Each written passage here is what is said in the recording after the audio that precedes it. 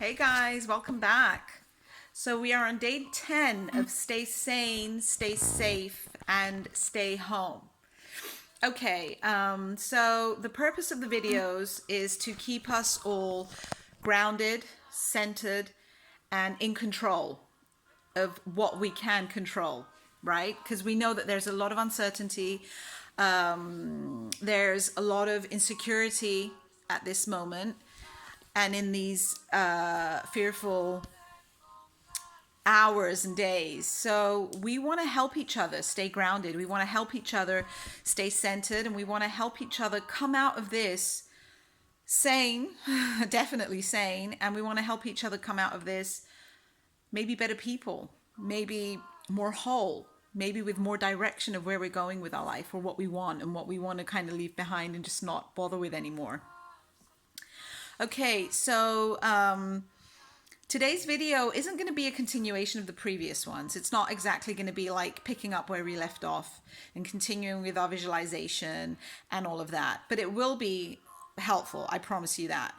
So I'm going to go in a bit further today. Okay, I'm going to get a bit more personal. I'm going to take you back to a time in my life that was really rough and how things changed. Okay, and when I say how things changed, I mean what happened and how it happened and why it happened. And all of this could like really seem kind of weird coming from someone else, but everyone can connect to this because these are things that everyone goes through at some point. You'll understand. Just watch the video and you'll understand. Okay, so about 14 years ago, I had lost my oldest sister in an accident with her boyfriend and with a group of friends. Now, at the time, I was living at my parents' house. All three of us were, three girls. We were all living at my mom and dad's. And we were very close in general as a family. We were very, very close.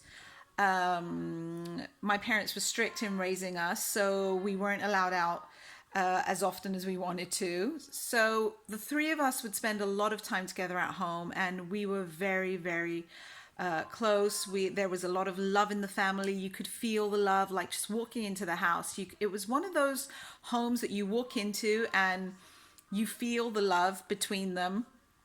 Like we'd fight and everything like normal families do, but there was a lot of love and you could feel it.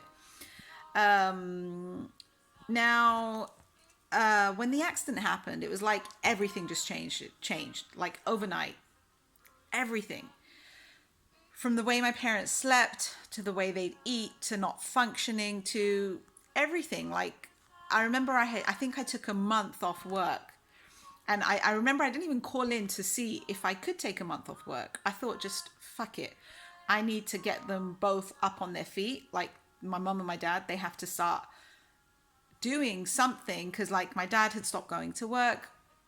My mum stopped going to work and they were just like sitting in the house all day. Anyway, so I remember I hadn't even called work. I think I had like passed on the message through someone else that just tell them I won't be back for as long as it needs, at least a month till I see that people like, my mum and dad are back on their feet again. I literally did not care about anything else. The only thing I cared about was my parents. I needed to get them back on their feet. It was like everything was falling apart around us. Despite the feeling of feeling completely lost and completely helpless, there was so much uncertainty. It was like suddenly nothing else mattered. Nothing else mattered. It didn't matter what me and my other sister wanted or what we wanted to do or what we thought would be important. Nothing mattered. The only thing that mattered was what had happened and like the toll it had taken on the whole family. Now,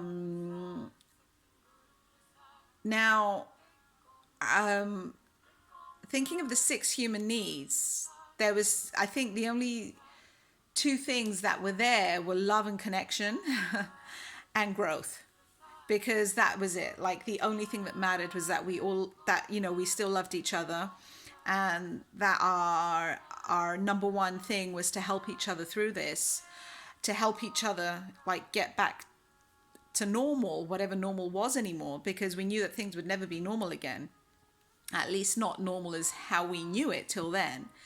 And the only other thing that was definitely happening was growth. Like we were all spiritually forced to face something that really could not give us anything else but make us grow as people and as human beings and on a different level as souls.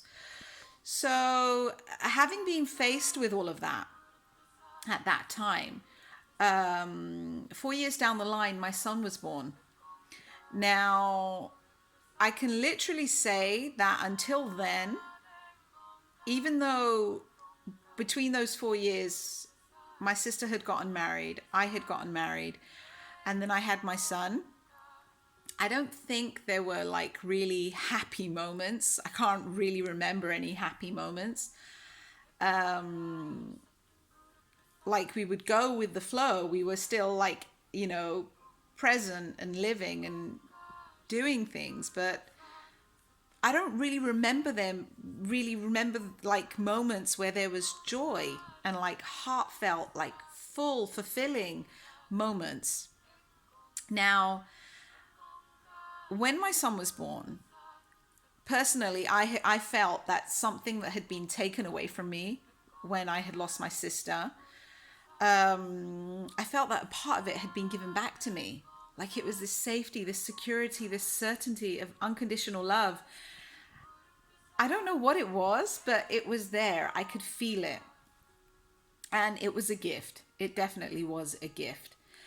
And that wasn't just for me. It was for my sister. It was for my parents as well.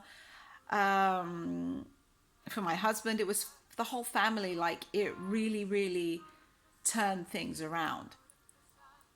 Now, having that happen, I wanted to bring more joy to my parents. Like I think I felt at the time, and definitely over the 4 years till Harry was born, I felt that it was our responsibility as my parents' kids to make them happy again. It was our responsibility to find that remedy to make them happy again, to put the smile on their faces again. And the only thing that I can tell you is never, never take on that role to have to do that for anyone. As much as you love them, never do that to yourself. Because not only did I do that to myself, like take on that role, I expected it from my sister. I then expected it from my kids. Like literally, I mean, it was all about everyone else. It was never about us. It was never about me as a mother. It was never about my husband as a father. It was never about my son as our newborn. Never. And that was the one thing that I did regret. It was the one thing that I did regret. Don't get me wrong, I've forgiven myself for it.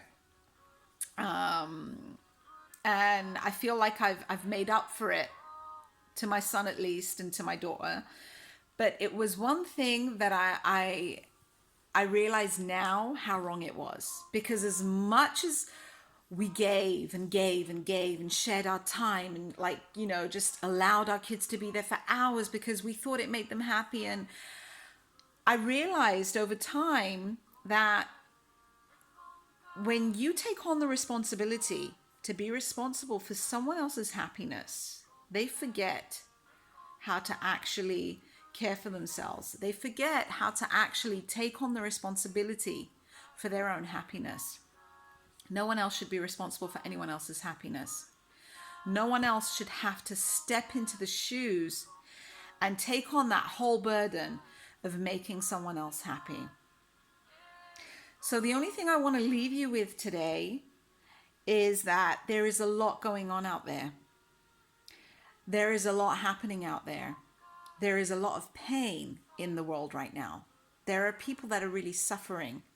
There are people that are not sick by the virus that's going around. There are people that are already sick and they're not able to go to hospital either for treatments or to see their doctors because they're not accepting patients now. There are people who are sick with the virus. There are people that have lost loved ones because of what's happening. There's a rough time ahead. And the only thing that I'm going to ask you to be careful with is taking on the responsibility for someone else's happiness. As compassionate and as much of an empath as you are, do not take on that responsibility. Support the people you love. Be there for them. But you must realize that you cannot take away someone else's pain. It is literally impossible. It cannot be done. Okay, we all have to sit with our pain. We all have to find what we need to do for ourselves. We all need to find the ways to strengthen our own souls. It would be lovely if we could do it for each other, but it doesn't work that way. And now I realize that stepping in constantly and taking on that